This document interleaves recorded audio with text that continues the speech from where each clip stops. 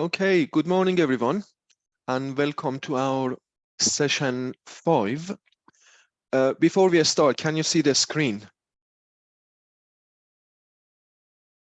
Yes, we can see it. Okay, great. So this is our session 5.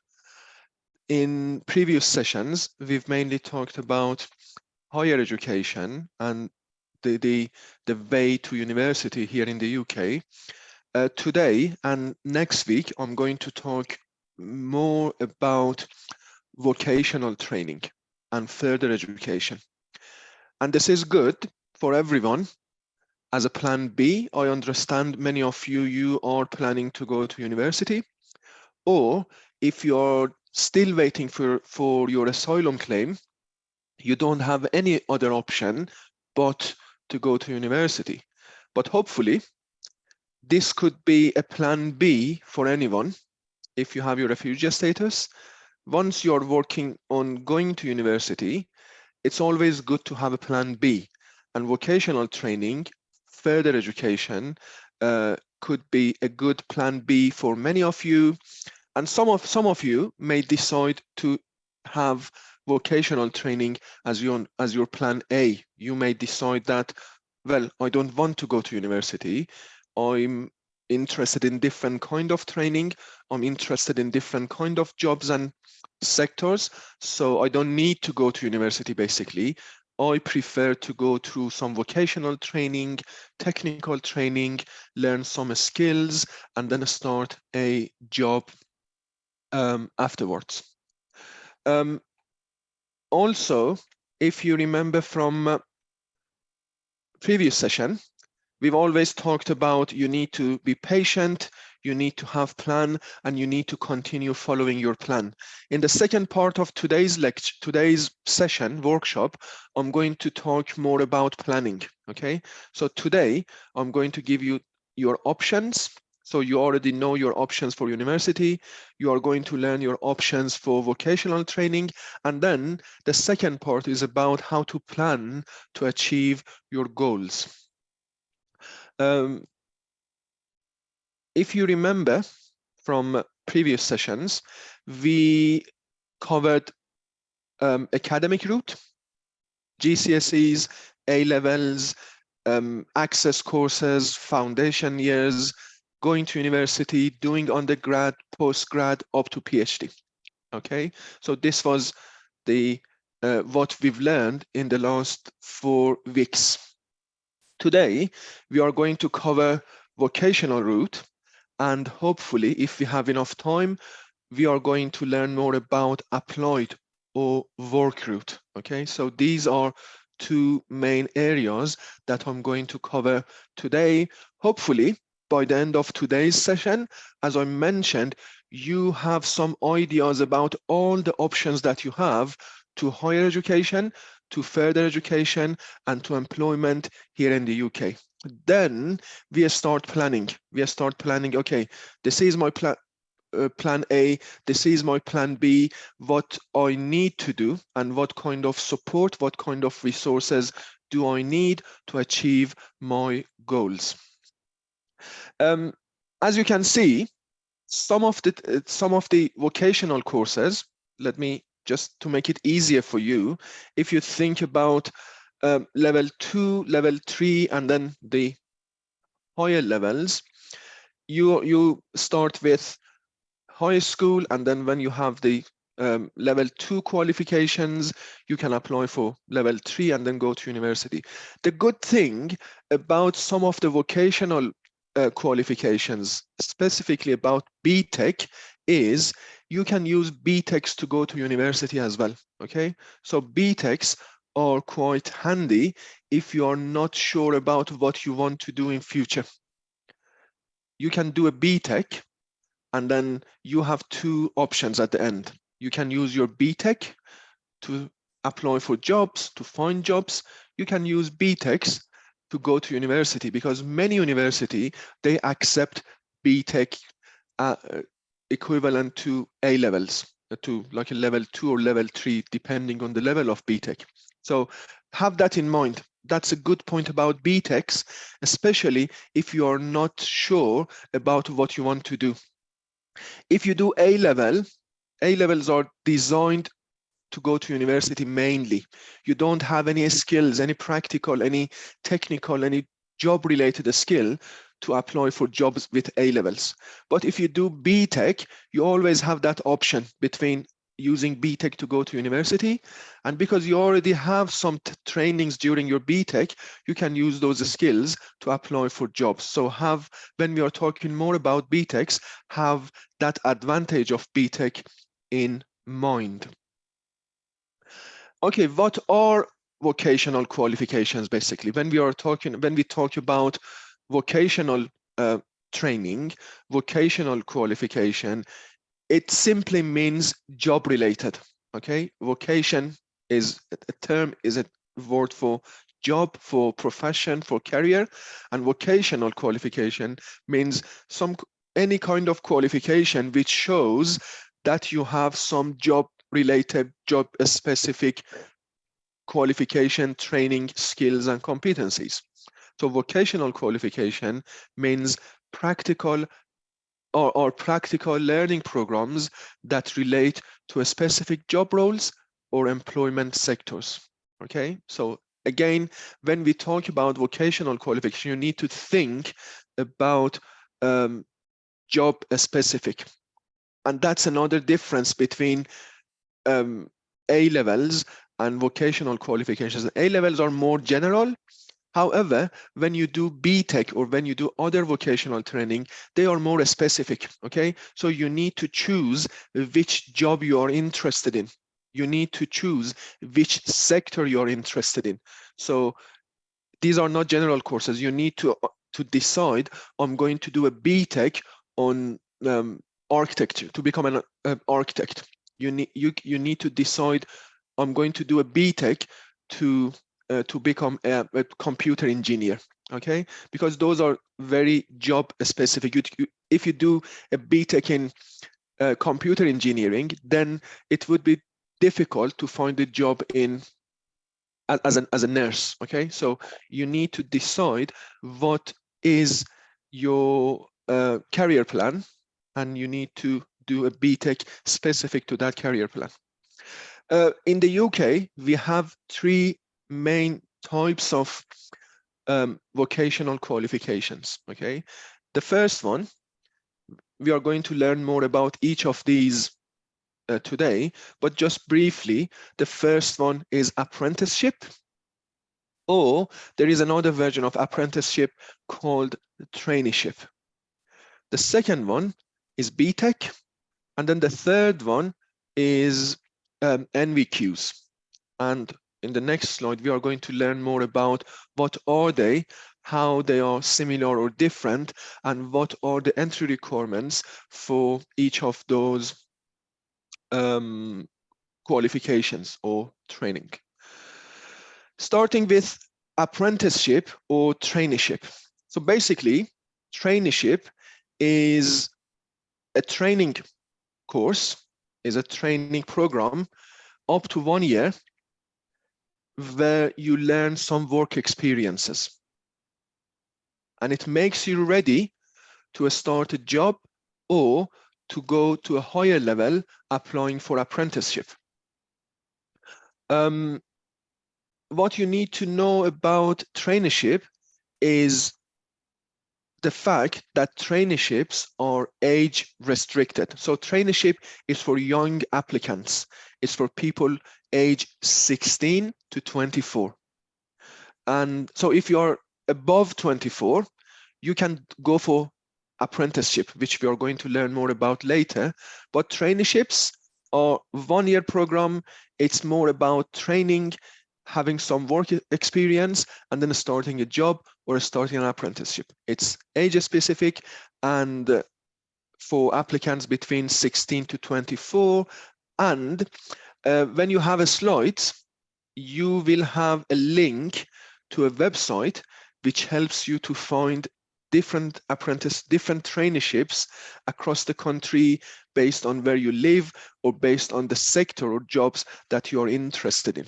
Later, after the break, I'm going to show you on my computer how to search for a traineeship if you are age 16 to 24 and if you're interested in entering the job market. When you finish your traineeship, you can start an apprenticeship, which is like a higher level as well. Or if you are age above 24, you can directly go for apprenticeship. If you are between 16 to 24, you can do apprenticeship as well. Okay, it's up to you, but apprenticeship is not age limited. So anyone post 16 can start apprenticeship. What is apprenticeship? Apprenticeship is a course, is a program, is a qualification, which is a mix of classroom learning and practical learning, okay, and training. So if you start an apprenticeship, you spend 40–50% of your time going to college and learning some lessons. You probably, it depends on what kind of apprenticeship you are doing. So probably if you're doing an apprenticeship in, let's say, mechanical engineering, when you go to college, you are going to learn some lessons probably about physics, math, those kind of programs, those kind of courses that help you to better understand mechanical engineering. And you spend 50% of your time working for a company to learn some skills about mechanical engineering. Okay, so think about 50% classroom, going to college, and about 50% practical training with a company, okay, with an employer. As I mentioned, it's not age restricted compared to traineeship, which was just for 16 to 24. And there is no degree restriction. So even if you don't have GCSEs, even if you haven't finished high school in your country, you can start apprenticeship. Okay, there is just like an interview and an assessment to make sure that you have the basic skills, like the basic language, basic understanding of reading, math, and these kind of things, and then you can start. Okay, so if you have high school level reading, writing, speaking, math, science skills, you are good to start an apprenticeship without having any qualification. The other good thing about the apprenticeship is you don't need to pay for that, and it's paid, okay? So for the number of hours that you work for that employer, you will be paid, okay? That payment depends on your level of apprenticeship. During the first year, when you start your apprenticeship, it's slightly below the minimum wage, okay? But next year, and then as you progress, it will increase. So you don't pay, college courses are free, and you will be paid. Okay, so that's the good thing about apprenticeship to have in mind. Like any other courses, like any other qualification here in the UK, there is a level-based system for apprenticeship as well. So we have various levels of apprenticeship. We have intermediate, which is equivalent to level 2. It's similar to GCSE in terms of level. Then we have advanced apprenticeship, which is equivalent to A levels, which means it's level 3. And then we have higher apprenticeship, which is equivalent to level 4, foundation. And we have degree apprenticeship. Okay, it's very high level apprenticeship, which means you are a senior engineer, you are a senior technician in your sector, and those are depending on your level. Those are equivalent to bachelor degree or MSc degrees. Okay, so don't think of apprenticeship just like entry qualifications. As you progress in your job, you can continue with your apprenticeship from intermediate to advanced to higher to degree. And as you progress, you will have more job opportunities, and your income, your salary, will increase accordingly. Later on my screen, I'll show you how to find, or where you can find apprenticeship opportunities. But when you get the slide, the presentation, you can go through these links. So there is a specific UCAS page for apprenticeship, and there you can find more information about apprenticeship, how to find apprenticeship, how to apply for that, and what are the entry requirements. But have this in mind. For apprenticeship, you don't, if you have qualification, you can start from a higher level. But if you don't have any qualification, any high school diploma, any GCSEs, that's absolutely fine. You can start with intermediate, and then you can progress. And then the second part, apprenticeship, is paid. I'll be, again, there is a link about how to find an apprenticeship. Any question about apprenticeship before I move on to the next slide? No, sir. Go on, Madusa. No, sir, I have no questions.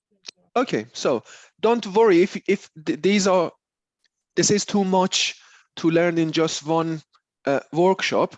I'm going to explain this now. I'm going to show you on the screen later, and then next week we are going to learn more about all these vocational options as well. So just try to have these options in mind and start thinking about them, and hopefully we will have time to learn more about each of those options later.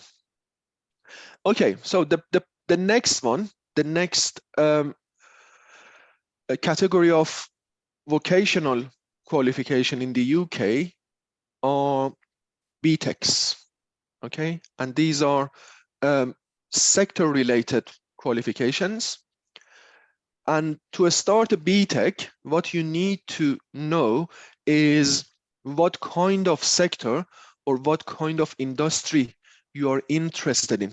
Okay, because as I mentioned, BTECs are job sector-related training. So if you are interested in engineering, you need to start a BTEC which is about engineering. If you are interested in sport, you need to start a BTEC which is about sport. If you are interested in management or marketing, you need to start a BTEC which is about management and marketing. So that's the point that I mentioned. A levels could be more general. However, BTECs are more specific, more job related. So you need to decide, and you need to be somehow sure that this is my future, this is my job, this is the sector that I'm interested in. I would like to become a nurse or a midwife. So then you can start a BTEC about that specific sector. BTEC stands for Business and Technology Education Council. So BTEC, that means Business and Technology Education Council. And in the UK, we have over 2,000 qualifications. So we have 2,000 different BTECs, okay, for different jobs and for different sectors, but all of them are for 16 different sectors, which I'm going to show you those sectors in next slide. And as I mentioned, the good thing about doing a BTEC is when you have your BTEC, you can use your BTEC to apply for jobs because you already have some skills and some trainings, or you can use your BTEC to go to university. Many universities in the UK, they accept BTEC as level 2 or level 3 qualification. So you can use it for university or for jobs. And these are the sectors that you can continue a BTEC in. So we have BTECs in applied science. We have BTECs in art and design. So if you would like to become a musician, dancer, choreographer, actress, so there are many BTEC options in art and design. We have BTEC in business. If you would like to become a manager, to become an administrator, to become a marketer, you can do you have plenty of BTEC options in business sector, childcare. So if you want to work in a nursery or become a teacher for primary school or any other job related to working with children, you can do a BTEC in childcare. Construction, if you are interested in construction related jobs, but you don't want to become an engineer, you don't want to go to university, you want to be kind of a technician for you want to become an electrician or a gas engineer or other construction related jobs, or surveyor, for instance, you can do a BTEC in construction. Similarly, we have many BTECs in engineering. It could be mechanical engineering, it could be oil engineering, chemical engineering, or so on and so forth. For media, again, if you would like a job to pursue a job in media, to become a photographer, to become a camera person, to become a director, to become or any other job relevant, or a journalist to media, you have many options, BTEC options in the media sector. Similarly, health and social care, hospitality, if you want to become a hotel manager, hospitality BTECs can help. ICT, computer programming, coding, cybersecurity, anything in that sector, there are BTECs for. Land-based, performing arts, public services, if you would like to work for government, okay, or for NGOs, non-governmental organization, any kind of public service, you can do a BTEC. Sports, if you want to become a coach, if you want to become a trainer, if you want to become a health practitioner, you can do something in a sport. And then 15 is travel and tourism. Okay, if you want to become a tour guide, or if you want to have a travel agency, you can do BTEC. So as you can see, you have somehow you have more options in BTEC than in university, because BTECs are job specific, and for each main sector, we have many BTEC options. So start thinking about this, okay? As I mentioned, this could be plan B for many of you. Even if you are planning to go to university, it's always good to have a plan B. If you cannot go to university, or at some point if you decide not going to university, it's always good to have a BTEC as your plan B ready to start. And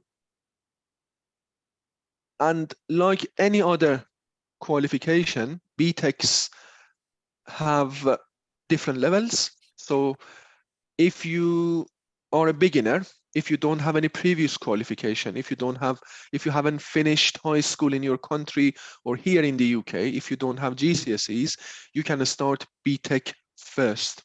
And BTEC first are entry level to level 2. Okay, so it's like going to high school and finishing high school. When you finish your BTEC first, then you can decide whether you want to continue your education. You can use it as a level 2 applying for university courses, or you can continue with your career. So if you've done a BTEC in hospitality, for instance, when you finish your BTEC first, when you have your level 2 BTEC, you can decide, I'm going to apply for a job as a hotel manager, or I would like to continue my education, going to university and doing a bachelor in tourism management, for instance. Okay, so you always have those options with BTEC qualifications. If you decide to continue with your BTEC, there is a higher level called BTEC Nationals. okay, which is starting from level 3. Again, when you finish, you can continue your career, you can improve your career options. Okay, if you are working as a kind of normal worker, you can apply for more senior jobs, managerial jobs, or you can use that qualification to go to university. And then the next level is BTech apprenticeship, which is like a combination of BTech and apprenticeship, and it's again higher level. So the point is, you don't need to have qualifications necessarily to start a BTech. You can start as long as you have basic reading, writing, speaking, listening, math, calculation skills, like a high school level. You can start a BTech. Depending on your level, you can start BTech first. If you are higher, if you have a high school diploma or university qualification from your country, you can start from higher level BTechs. And always, you can use them to go to university, or you can use them to apply for jobs or improve your options when you applying for jobs. In the next slide, I have well, this one shows how universities see BTechs, okay? So as you can see, if you finish a BTech level 3 with 3D results, it's similar as having A levels, like with the highest grades, okay? So universities, they see BTechs equal as A levels. And this is a good point about BTechs, because, and again, doing BTech could be really easier than doing A levels, especially if you didn't go to high school in the UK. Okay, A levels are very academic, and it requires like high level of language, whereas BTechs are more a combination of college and training. So sometimes, again, based on my experience of working with the students, they find BTech easier to finish than A levels, okay? Especially when it comes to writing assignments, writing exams and homeworks and everything. So A level is all about writing and reading. BTech, you have some writing and reading, but 50% is about your training and skills, okay? So it's more likely, and it could be easier for you to finish a BTech with better grades. So have that in mind when you decide whether to do BTechs or other qualifications. So there are some, I added some links there if you want to know more about BTechs, different options that you have. If you are interested in doing a BTech, go through those links. Those are just for your information. If not, that's fine. I'm going to show the main points on my screen later. Before I move to the next slide, any question about BTechs? Thank you, teacher. I think this one. Okay, so here, Amir. Any question? Yeah. Go on, Sigi. I have one question. Yeah, Amir. Is there any possibilities to take this BTech like short way? For example, you know, if you believe that you have enough qualification, but you don't have the paper only, that means if you believe that you have to pass or take the BTech directly as a exam, is there any option like that? If you have any information about this one. So do you mean, is there any exam for BTechs?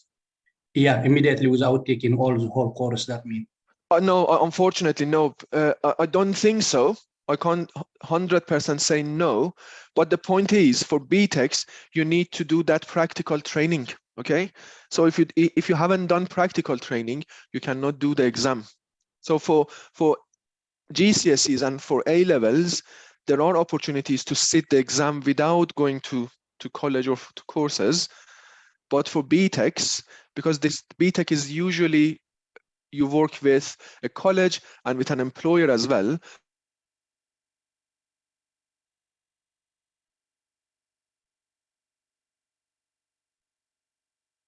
go to. However, I can look into it, any possibility, but I don't think so. Is that clear, Sigi? It's clear. Thank you. Okay. Yeah, clear. Great. Yeah. Thank you. Yeah. So later, I'm going to show you how to find a BTEC. If you are interested in BTEC, where is the website, where is the place that you can find a BTEC? But for yourself, when you have the slides, if you click on find a course, and then in there will be a search box, and in the search box, if you put BTEC, it shows you all the BTEC options in all the 16 sectors that I showed you, and then you can just go through the entry requirements, what you need to apply, how to apply, and so on and so forth. But have in mind, it depends on your level, okay? If you can start from very basic, don't be worried if you don't have paperwork or qualifications. The third type, so the first was apprenticeship and traineeship. The second option that you have is BTEC or BTECs, and then the third one is technical qualifications. And in the UK, we have two main types of technical qualifications, NVQs and T-levels. So basically, technical qualifications are job related. So the difference between BTEC or BTECs and technical qualifications, NVQs, the main difference is BTECs are more general, okay? BTECs are sector specific. So if you are interested in hospitality, you can do a BTEC in hospitality, and then you have different job options. NVQs are very specific to a job. So you need to, it's not sector, it's about just one job, which means you need to decide what job you are interested in and you would like to do in future. So you can do an NVQ in gas engineering, okay? So that's specifically an NVQ which shows you and trains you to become a gas engineer, or to become a plumber, or to become a pharmacy assistant, or to become a dentist assistant. So these are usually short term, could be 3, 6, or up to 1 year, and very job specific. So you need to decide and make up your mind about the kind of jobs that you want to do in future. There is another option, another technical qualification, which is T-level, and T-levels are quite new in the UK. They were introduced in 2020. It was just, I think it was just before Corona outbreak, and you don't have them everywhere, but they are more frequently available now in different areas, in different colleges, and this is like a 2-year course, and you can use them for applying for jobs. Okay, it shows your T-level means technical level, A-level means advanced level. So these are more technical qualifications. In some students, they decide after GCSEs, they decide to go and do T-levels instead of A-levels for 2 years, and then using those T-levels to apply for jobs or to go to university, or just have T-level in mind. However, it could be, I don't think it's a good option for many of you, but if you are interested, let me know, and then I can give you more information about T-levels. And the reason that I think it's not a good option, because basically about time, 2 years, during that 2 years, you can do better if you do a BTEC, or if you do an NVQ, or if you do access courses, okay? So you may have better options than T-levels. So when we're talking about NVQs, it stands for National Vocational Qualification, which means after training, they give you a qualification which is credible, which is valuable nationally in the UK, and and that shows you have some experience, some skills, and some trainings in that specific job. And as I said, this is a good option if you know what is the job that you are interested in and you want to do it for your future. Okay, these are mainly technical jobs. Okay, and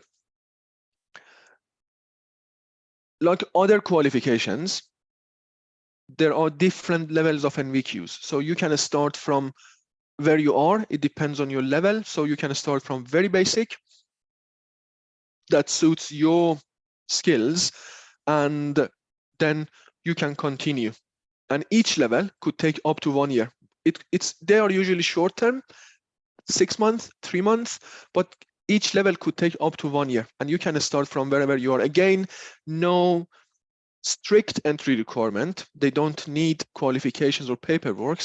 There is usually, if you apply for an NVQ, there is an interview, there is an assessment, and during that assessment, they want to see you have basic calculation, reading, writing, speaking skills, very basic, like high school level. And if you have it, you can start. There is no age limit, so there is no entry requirement, and you can progress. So you can do level 2 and then level 3, and then you can go higher up as you continue.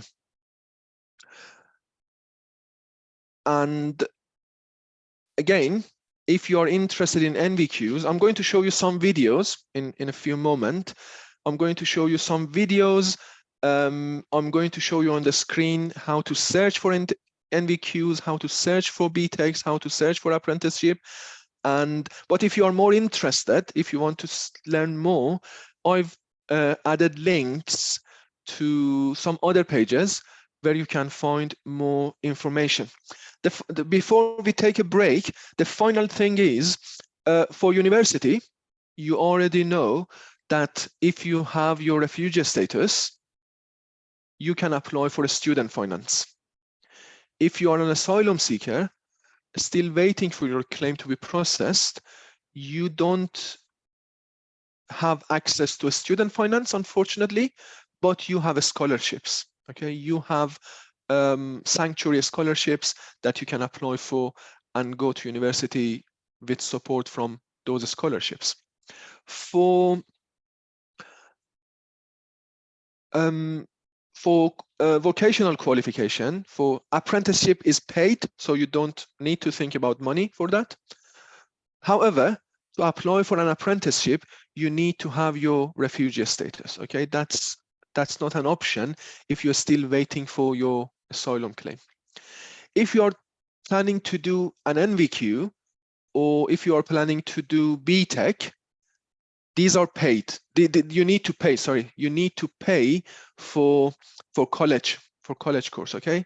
However, similar to university, there are financial support if you decide to do BTEC or if you decide to do NVQ. So similar to a student finance, which is for higher education for university, we have learner support, which is for people who decide to go to through vocational training. Okay, so you don't need to pay from your pocket. There is government funded support which pays for your training, and then when you start working, you can pay back to the whoever pays you for that. So don't be worried about money. That's not an issue for when you have your refugee status. So you can use learner support, government funded money for your BTEC or NVQs. There is an advanced learner loan. So this is a kind of loan that you can have, again, when you have your refugee status, or if you have your refugee status, you can use that loan to do BTECs and to do NVQs. Again, if you are living in the UK and if you have your refugee status and you are unemployed, if you are on universal credit or any like job seeker allowance, anything up to level 2 is free of charge. Okay, so don't be worried for level 1 and level 2 courses. If you are unemployed or if you are on job seeker allowance on universal credit, level 1, level 2 are free of charge. From level 3, you need to pay, and when you need to pay, you can use learner support and you can use advanced learner loans for most of the technical vocational qualifications. Okay, there are some bursaries if you are in a college and if you have problem with paying your expenses for living costs and all the rest of it, there are some bursaries. For that, you need to speak with your college. And there are some other sources of funding available. If you, hopefully, you wouldn't have any problem using student finance, learner support, and advanced learner loan. But if you still need some more financial support, I added a link here, other sources of funding that you can just click on that and find out more about what other financial support is available. So just to summarize before taking break, university is a different pathway. Some people decide to go to university doing level 2, level 3, undergrad, postgrad. Some people decide that they don't want or they don't need to go to university, and they are interested in different kind of training and different kind of career. Here in the UK, they have 3 main options.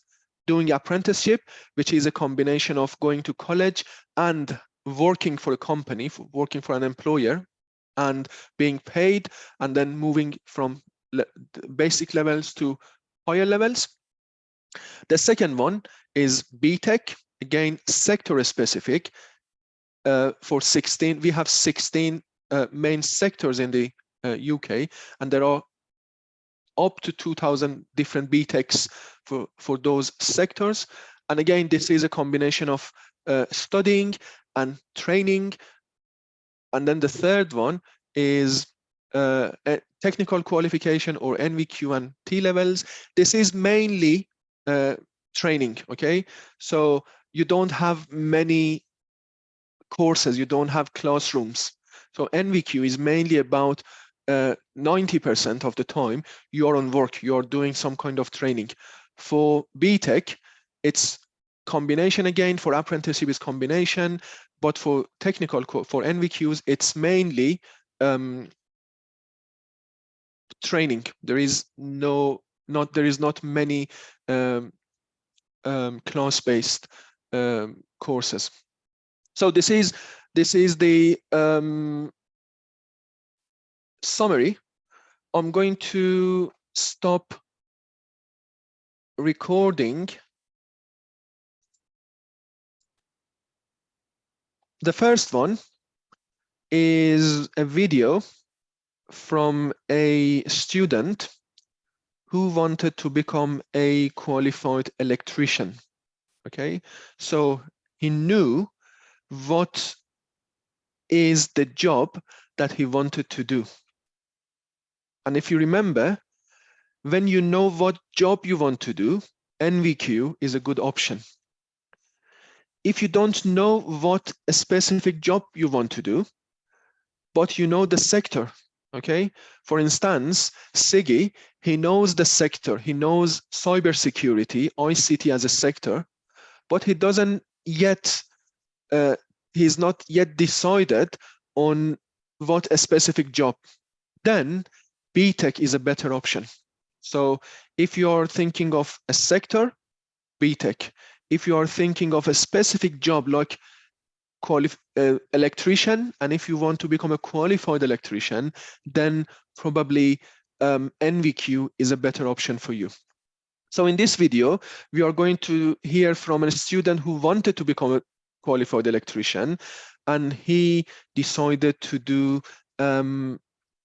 an NVQ course. Let's see what does he say. If for some of you the quality may not be good if you are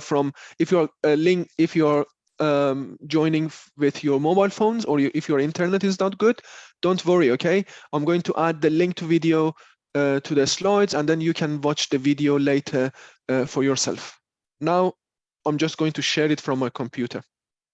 When I applied with Access Training, it was initially because one of my colleagues at work recommended it to me, and the overall process to get the application through and get started was all very straightforward, really, and quick and easy. So I was able to make my first payment, and then I had instant access to the platform, so I could start working on it.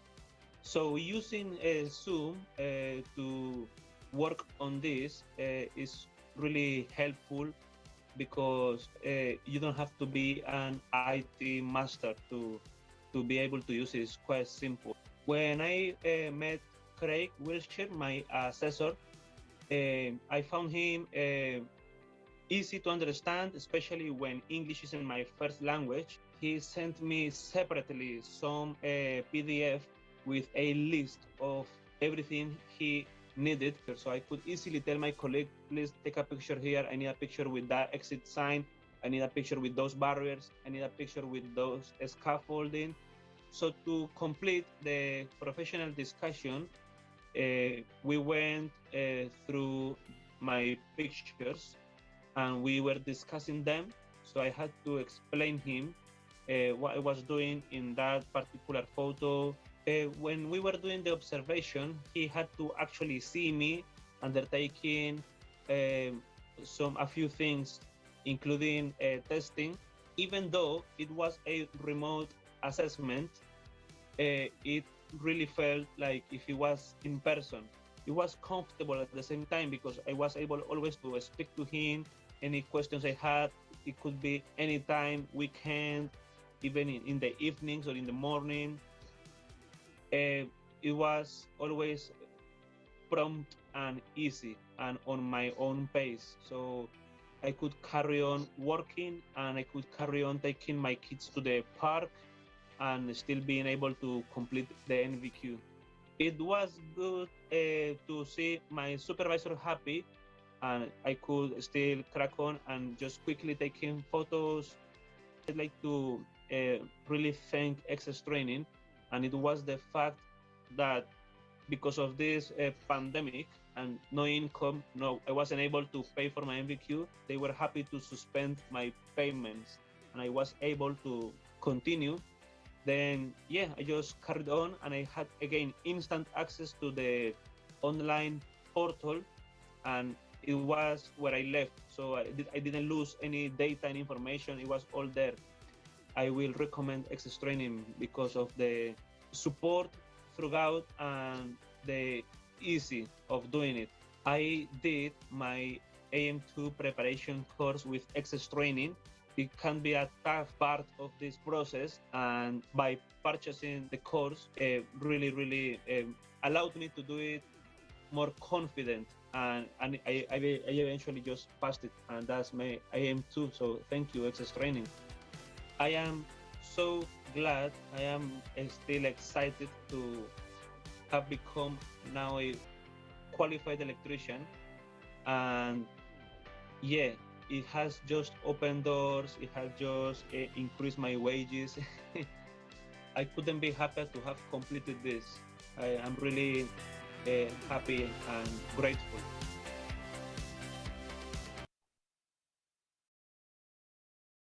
Okay, so this was an experience of someone who decided to become a qualified electrician through doing an NVQ. And as you have noticed, he did the course during the COVID, so everything was online, which was somehow good because he could take care of the family and then working at the same time and studying at the same time. The other thing was there was an element of payment. As I mentioned, you need to pay for your NVQ. Most of the time, you can apply to your college, but most of the time NVQ is provided by a private company. Okay, so you need to pay for that. However, you can apply for funding. So don't be worried if you cannot pay from your pocket. There are funding opportunities, government from government, if you're job seeker, if you're unemployed, or even if you're in work but you want financial support, there is always financial support available. The next thing was, in the video, if you have noticed, there is no entry requirement. Okay, there is an interview, there is an assessment, and during that assessment, the assessor tries to see your level, and then you can start from wherever you are. If you have probably you have noticed that the learner here, in this case, the gentleman, he used some of the photos that he had from his work site, some of the letters, some of the qualifications, some of the trainings that he had from his country, just showing whatever evidence that you have. He didn't have any university, college, high school diploma or course, but he had some work experience.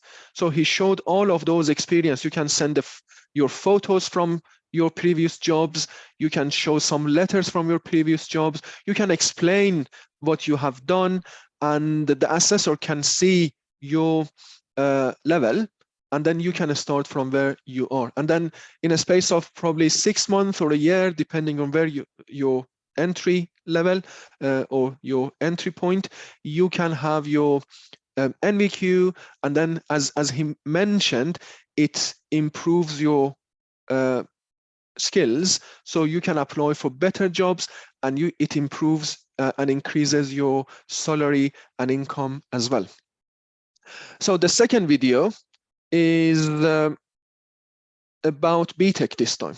Okay, so this is for a college course for people who are interested to, like students that you are going to see in this video, they were interested to have a job in business sector. Okay, BTECs are more general, sector specific. So the students, they don't yet know what a specific job they want to do, but they know that they are interested in business. So they decided to do a BTEC in business, which I'm going to share with you the video, and then I'm taking questions if you have any.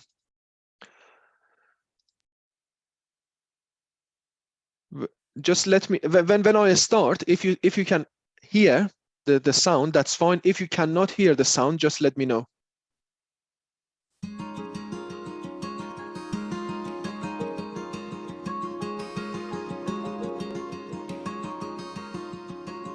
I think BTECs are really vital for students because it allows them to demonstrate that they're hardworking, that they know their subject through coursework, through assessments, as well as the exam hall. I've taught at sixth form for many years, and I know that some students really struggle to do well just in exams, whereas the BTEC qualification allows them to demonstrate that they really understand the subject, they're capable of research, they're capable of analysis and evaluation.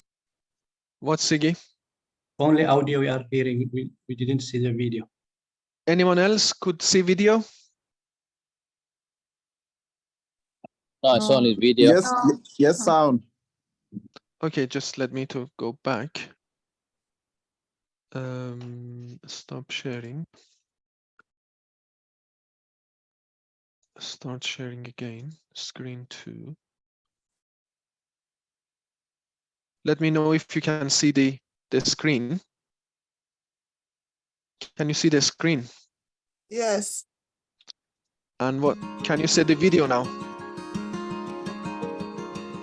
Yeah, now it comes. Yes, now it's okay. Okay. I think BTECs are really vital for students because it allows them to demonstrate that they're hardworking, that they know their subject through coursework, through assessments, as well as the exam hall. I've taught at sixth form for many years, and I know that some students really struggle to do well just in exams, whereas the BTEC qualification allows them to demonstrate that they really understand the subject, they're capable of research, they're capable of analysis and evaluation outside of the exam hall. Later in the year, I'm looking to do some work experience with a friend of mine in the personal training business. That should really help me to sort of understand how it works and what goes on, and how I should sort of be conducting myself once I'm in full-time employment. BTEC qualifications definitely help students to find employment because they're developing those employability skills whilst they're doing their qualification. So for example, in business, we chose the work experience unit for our year 12 students to do, and many of them got such a lot out of spending their 40 hours with employers. So they're building their academic and their employability skills at the same time. It's incredibly rewarding to guide students through the different disciplines, especially in business, where they're looking at finance, they're looking at marketing, and to see them enjoy those subjects as much as I do. I think there was a lot of misconception at my previous school. People sort of seemed to think that it was an easier alternative to A-levels, but after taking a BTEC, I can definitely see that it's just as challenging and rewarding as any other qualification. I find that students enjoy BTEC because there's plenty of scope for discussion. So rather than them rushing from one class to the next, they are able to enter into dialogue with teachers, they're able to explore different companies, ask questions. A lot of the assessment relies on students doing their own research, so you have those conversations with students about real life businesses, what's happening in them, what's changing, and the impact of external environment. So I think it allows for a much more mature conversation with students, and I really enjoy that as a teacher.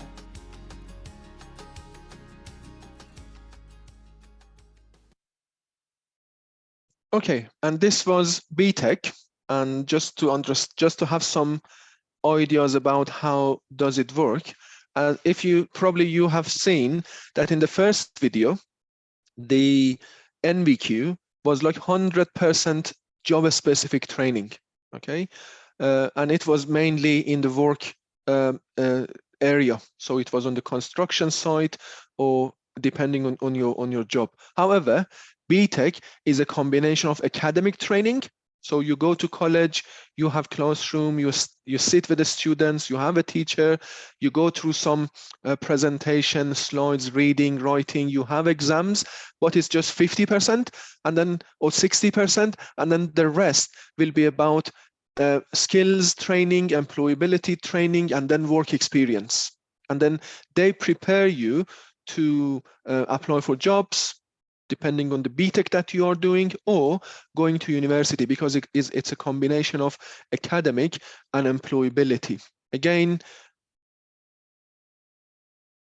there could be an element of payment, but that's not an issue if you have your refugee status, because you can apply for government fund and loans to pay for your BTEC. Any question about BTEC, NVQs, apprenticeship? Okay, Yes, so sir. go on. Like back home, I did MVQ. I sit my MVQ back home. Yeah. Okay, yeah. Is it possible for me to use that result here to apply to any institution concerning job? Well, in most, I cannot 100% say yes. It depends on where you are applying to. So if you are applying for a higher NVQ, so if you have NVQ level 2 from your country and you want to apply for NVQ level 3, it depends on the place that you are going to apply to, but you have a very good chance. Most places, they accept NVQs from other countries if you apply for higher level NVQ or if you apply for jobs. So that's not 100%, but very good chance of having a higher level NVQ or having a job with that, Madusa. So don't be disappointed just because it's not from this country. Start applying. Most of the time, they are valuable. Okay? So let me go back to my slides. Okay, so now you, to a great extent, you know most of the options that you have here in the UK to continue your education and prepare yourself for employment. Okay, so the idea is, as someone new or relatively new to this country, you have some plans to start some kind of careers, some kind of jobs, but you are not qualified to start those jobs, or you don't have enough experience to start those jobs. So you decide to go to university, you decide to do vocational training, you decide to do apprenticeship in order to prepare yourself to later apply for those jobs. So now you know most of the options that you have.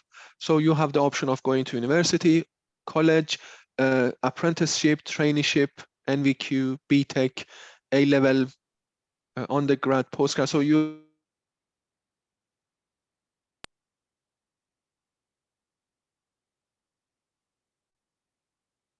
those you hopefully by now you have some ideas about what are what are better options for you compared to others.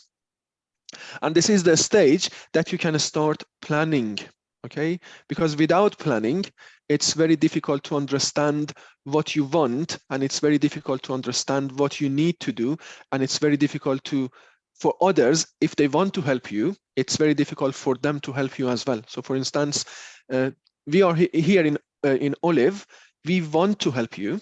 Part of that help is to give you information for you to decide, but then you need to decide what you want to do so that we can help you further with your plans, okay? So if you come to me saying that I want to do something, I can give you some information, but if you come saying that I want to do this specific BTEC in the next 2 years, then I will have more opportunity to help you with that specific plan rather than just giving you some general information. So you need to start planning, okay? And don't be stressed out. You don't need to do it today or tomorrow. Just give yourself some time. Just go through various options that you have, watch those videos, go through the slides, think about different options, speak with your mentor, speak with your friends, with family members, or whoever you have around yourself, and then start thinking of options and what are good options for you. So the aim of planning is for you to start working on your career plan, okay? So I want to become this, I want to become a teacher in the next 6 years, okay? Or I want to become a mechanical engineer, or I want to become a qualified electrician in the next 4 years, 3 years, 2 years, okay? So you need to understand what is your long-term career ambition. Okay, once you know what is your ambition, then you can start planning based on that. What I'm going to do, I'm going to send you a template, very kind of easy template. Start working on that template to write down your plans, okay? The best thing for planning is to put everything on a piece of paper. So as long as they are in your mind, they are just wishes, okay? They are wish. The moment that you start putting them on paper, they start becoming a plan, and it makes easier for you to think about them and to decide and to plan for your future. So when I'm going to show you that template later. You will have it in your email, in your mailbox, hopefully today or tomorrow with the slides. So in that planning template, we are trying to understand where we are at the moment, okay? So you need to write on that template I'm here in the UK, this is my immigration status, this is my age, this is my family situation, and I have a degree, this is my language level, this is my degree level, this is my work experience. So write everything that you have on that piece of paper, okay? In any language, don't be worried about language. It could be in the language that you're comfortable with. So it doesn't need to be in English. So first of all, for you to understand after 5 weeks of training that we had, what is your current situation? Language, qualification, work experience, personal situation, and family situation, and those financial situation, immigration situation, and all the rest of it. Then later, the next part of the planning is for you to think about where you want to be in future. Okay, so if you have some work experience, so probably you have previous education, previous career, you may already know what you want to be. So if you have been a nurse in Nigeria, probably you know that you want to continue being a nurse here working for NHS. For some of you who are younger and you are just going to probably college, or you are planning to start university, you may not have that those kind of specific decisions yet. You may still thinking of between becoming an engineer or doing like computer science, or going to university or not going to university. So that's fine. Just write whatever you're thinking of at the moment. You can change your plans, you can change your goals, you can change your decisions. Don't be bothered about what you're thinking of at the moment. You always can change as you learn more, as you have more options, then you can change. Probably if you are still waiting for an asylum claim, you have limited options, but hopefully in the few months, once you have your refugee status, you have plenty of more options. So don't be worried about changing, okay? But start working on your current situation and thinking about the current opportunities that you have. And then you need to break it down to short, mid, and long-term plans. So if your long-term plan is to become a cybersecurity expert, okay, so probably your short-term plan is to find a cybersecurity course. Your mid-term plan is to find a kind of a part-time job, cybersecurity job, and your long-term plan is to do like it's a university course in cybersecurity to apply for like managerial job.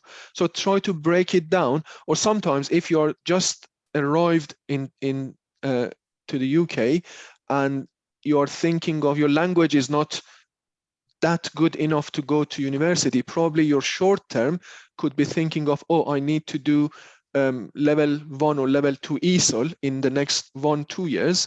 And then your midterm is to go to doing an access course, and then your long term is to go to university. So it depends on your situation, but try to see what you need to do first, second, and later. And then the third part of planning is what you need to do. So if you are entry 3 English, and if you are planning to go to university, so the first thing that you need to do is to do some functional skills or ESOL, okay? So just write it, I need to do ESOL. And then what you need to do helps you to understand what support do you need, okay? Then you can come to me or to anyone else, or going to your local college, or speaking with your caseworker or mentor saying that, look, I want to go to university. My plan is, what I need is ESOL course. So please help me to find an ESOL course where I live, okay? Then it makes it easier for people to help you. If you don't have GCSE and if you want to go to college, so what you need is to have a level 2. Then you can go to a person that you know, and then it's easier for them to understand what you need and help you, okay? So the whole point of planning is for you to understand where you are, where you want to be, what you need to do, and what kind of support do you need. And if you don't go step by step, it's difficult to understand what support do you need. And it's difficult for us or for anyone else who wants to help you to understand what a specific support you need to do. So next, I'm going to show you the, can you see this individual career plan? Can you? Yes. Okay, Yeah. so when I send you this is like a very easy form. It's not something complicated.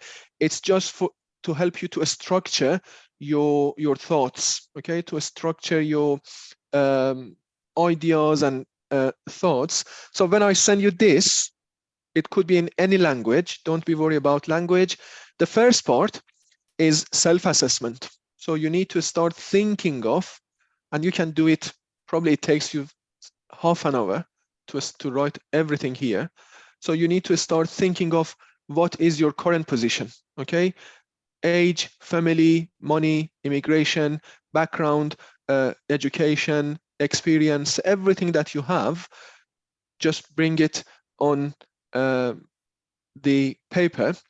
And then what are your interests, what you want to do in future? So if you are interested in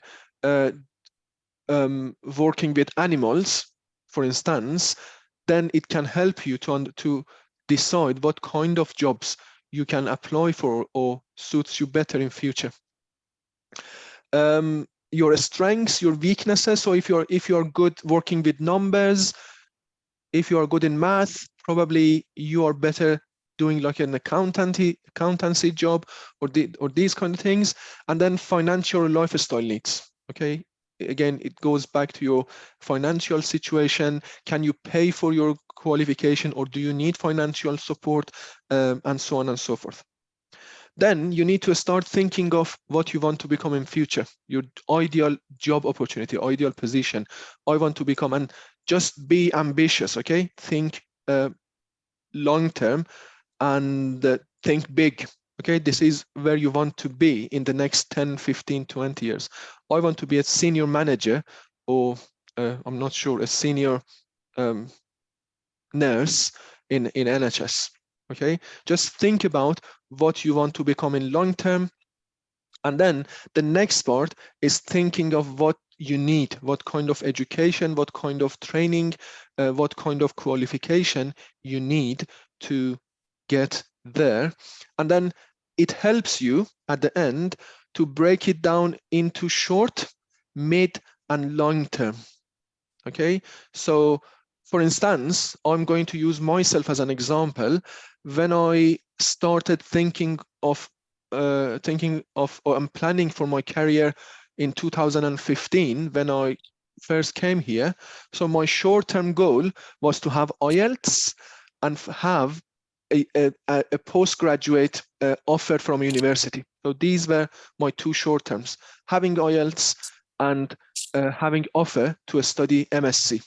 Then my midterm for 2 to 5 years was to find a full-time job, and my long term was to study PhD, okay, which was like 5 years to 7 years. So I did break it down for myself: learning language, going to university, finishing university, finding a full-time job, and then when I have more time and when I have more stability, I can continue my education. This could be the same for many of you. So the first one, language, entry-level jobs, voluntary jobs, part-time jobs, going to access courses, going to foundational courses, and then in 2 to 5 years, going to university, finishing your education, finding your first job, and then long-term, finding a better job, I'm not sure, buying a house, having a car, starting, having family or whatever. So just try to break it down. Then it helps you and it helps us to focus on short-term goals, okay? Just focusing on, okay, this is your short-term goal. Let's help Hala, or let's help Madus or Sigi to start with their short-term goals, starting that course, starting that training, starting that voluntary role starting that, I'm not sure, university course or whatever. So next week, I continue talking about career planning, okay?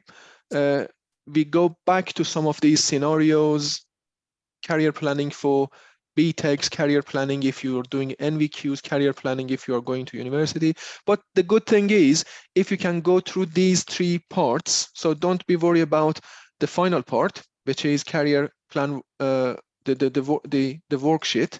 Just if you can go through individual career plan, just think about where you are, where you want to be, and what you need to do, and what kind of support and help do you need. If you have some ideas in mind next week, then it would be easier to understand what I'm going to explain next week.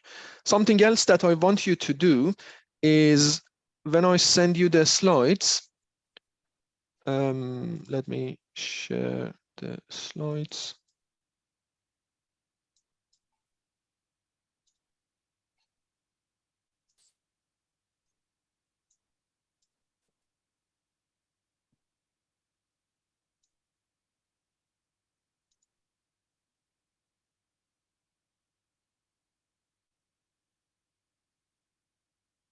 When you have slides in your mailbox, you will see a link to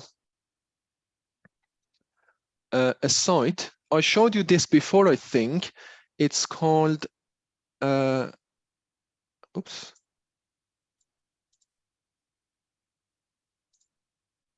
It's called National Career Service. Probably you have been through the website before, but National Career Service, there is a link to National Career Service here. It's a very useful website. You can find most of the information that you need about most of the jobs here in the UK, including entry requirement, different courses, different job opportunities in that website. So the website has next week, we will be talking more in detail about National Career Service. But what I would like you to do, this is National Career Service, as you can see here. Just go and search for some, like if you put BTEC in the keyword search or course search. So this is the first page. From the first page, go to find a course here, and then just search for BTEC, okay? Or search for NVQ. It gives you, like at the moment, there are more than 10,000, 11,134 BTEC courses in the UK, okay? And just find out more about what kind of BTECs you may be interested in. Like if you want to become a musician, BTEC in music, or BTEC in business, BTEC in sport, BTEC in, I'm not sure what other BTECs. There are loads of BTEC pages here.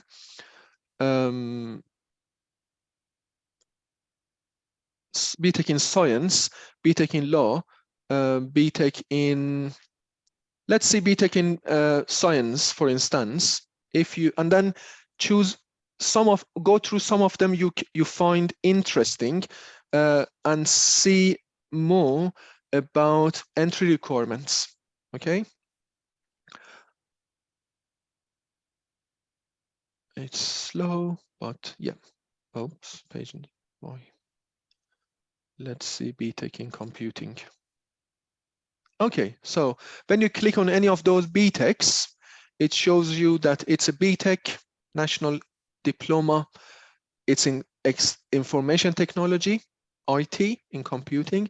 So level is level 3. As I said, we have different levels of BTEC starting from level 2, level 3. So level 3 is like A level, which means if you finish this BTEC, you can use it to apply for jobs, or you can use it to apply for university courses, especially if you are thinking of going to university and studying computer science. It's full term, it's full-time, it's classroom-based. It's the cost, as I mentioned, you need to pay, but that comes through government funding. Then you can find more information about who this course is for. So you can read more about what kind of benefits you can get out of this course. Here it says, when you finish this course successfully, you can progress with an employment, or you can continue their education, okay, in the same vocational area. As I mentioned, these are specific, so you cannot use BTech computer to study nursing later. So you can start a job, or you can go to university studying computer science. The entry requirements, it needs GCSEs, English, Math, and ICT. However, if you remember, GCSEs are level 2, okay? So if you have any other level 2 qualification, like level 2 functional skills in IT, language, and math, you can apply for BTech level 3, okay? So don't be worried if you see GCSE. Most of the time, any other level 2, like functional skills, you can use them to apply for BTech level 3. If you don't have level 2, you can start your BTech from level 2 instead of level 3. Let's see if there is any level 2 BTech here that I can show you. This one is level 3 as well.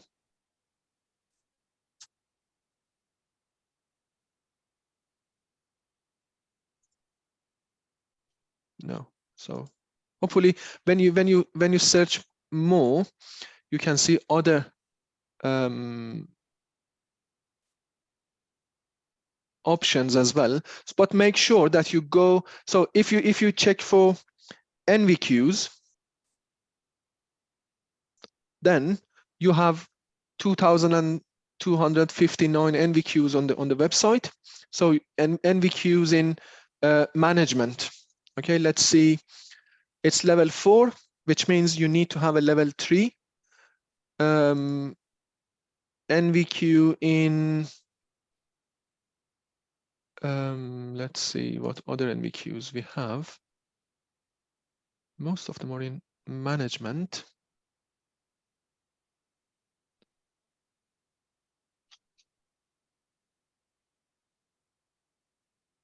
Well, housekeeping, which is for hospitality sector, okay?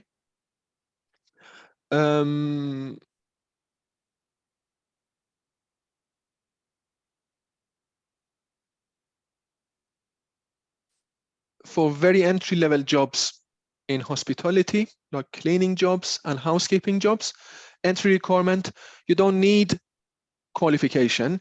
This will be mainly through assessment, and you will have a short training, and then you will have a level 2. Okay, it's very entry level. Then you can use that level 2 to find a job in housekeeping, hospitality sector, or you can continue with a level 3. Okay, so sometimes you may not be interested in the job itself, but always think about you can use it for not for job, but for a higher qualification, like doing a level 3. So that's that. So for next week, go through the slides, go through video, go through National Career Service, start finding some NVQs, start finding some BTechs that you are interested in. There